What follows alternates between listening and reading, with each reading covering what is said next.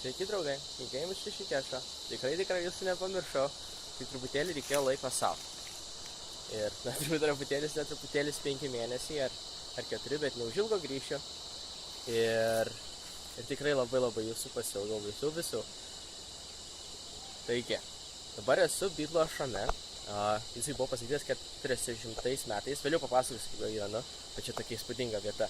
Tai va, ir nuo policijos reikės slaptysis, nes ir gali baudą uždėti. Tai šitas ašamas buvo įsteigtas 40 metais Baitokio guru. Ir, aišku, čia labai daug tų guru. Galite pažiūrėti, kiek ten tų būdelių yra. Jei, ko taip nesklandu? Nu va, iški sklandžiau. Nuvalom akutę. Tai va, ir buvo įsteigtas tuo guru. Ir kadangi jis turėjo daug pažinčių su vakarais. Ir šitas ašamas yra nuostabus. 40 metais tokį statinį pasakyti, tai čia yra aukščiausios klasės ašamas pasaulyje. Bet kadangi pasikeitė valdžia po kažkiek 10 ar kiek čia tų metų, dar spėjo ir Bydlai čia apsilankyti.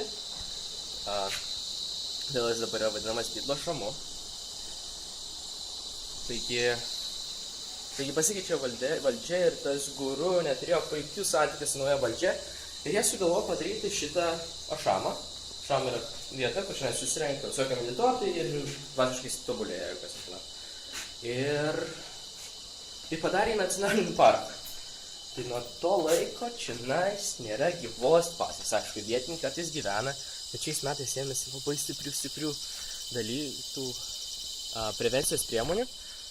Ir reikia perlipti čia kokią aukštą tvorą ir prasibrauti. Ir yra tų signs, kad 5000 rupijų bauda, jeigu čia tave užklumpa ir policija neseniai matė. Nu čia visai įdomu, bet tikrai verta pamatyti šitus statinius. Tai pavyzdžiui, dabar matot, kokia čia akmeninė būdelė. Būdelės ir daug tų būdelių čia nais. Vup. Tęsis. Sur čia aplinkui. Žiauriai įdomu, gražu. Čia kokią fotosesiją galima būtų padaryti. Erotinė arba šiaip paprasta fotosesija irgi. Taigi, tokia čia fantastika. Parodysiu, kaip čia viduj, kas atrodo. Išeini į vidų. Nes čia be abejo, tualetas kažkada gyvenime buvo. O indiškas tualetas dar puikios būsenos. Pam. Voratnikliai. Daug voratniklių, visą kūną. Čia yra dideli čiaurai. Nu ir laiptukai į viršų. Nu šiais laiptukais gal nelipsiu. Daug supratau. Tai va. Lipam į viršų. Čia ne vienas esu su draugu iš Kosta Rika. Labai fainas vaikinas. Buvo mano mokytas Mumbajuje. Ir čia taip netikėtai susitikom. Jis buvo mokytas, nei vieno žodžio nepratarė apart kas apie dalyką. O kai susitikom čia, tai pats nuoširdžiausias, pats mieliausias vaikinas, kurį kol kas sutikau. Labai atviras, o visą laiką pratylėjo, kol buvo tas kursas. Taigi,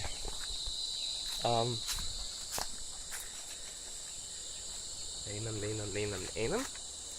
Prieinam tvorą, Šikešą. Opa. Ten policija pačioj turbūt yra. Nesimato. Šitoks vaizdelis iš šito ašamo. Nu, top notch, taip sakant. Pats gyvenu labai gerai. Užvakar pabaigiau 10 dienų vipassanos kursą.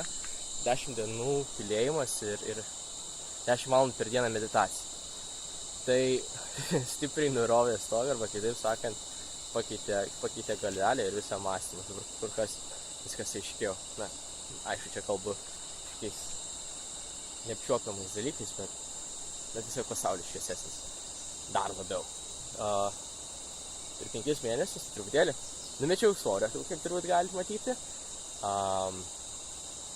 Pabaigiau 3 mėnesius Mumbajuje, po to turbūt buvau savaitę Goa. Važiavau čia ir iš Šikešo mokiausi ir rytoj važiuosiu į Gangotri. O Gangotri tai yra toks piligrimų kelias.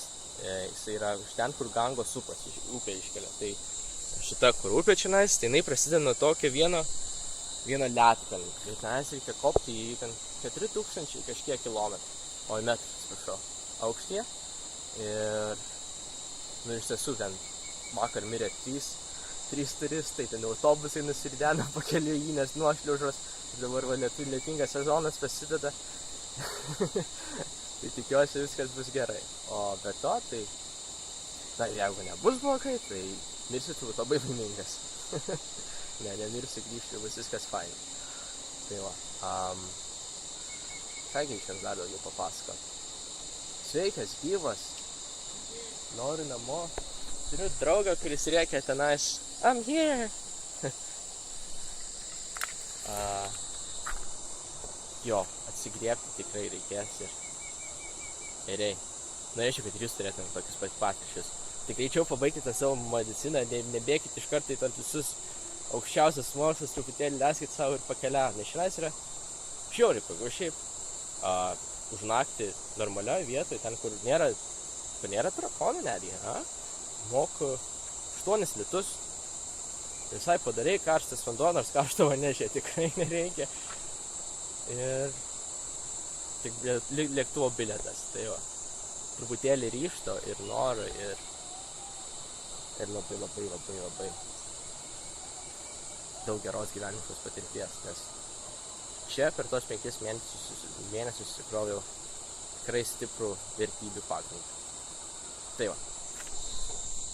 Ten mano draugas praėjo. Man jau turbūt keliausim, nes reikia būti budriam dėl policijos, nes nori nuo jų bėgti, jau geriau pasislėpti vienoje šitų mažų budelių. Čia ta budelė. Į tokią budelį įlyščiau. Ir nieks manęs nematytų.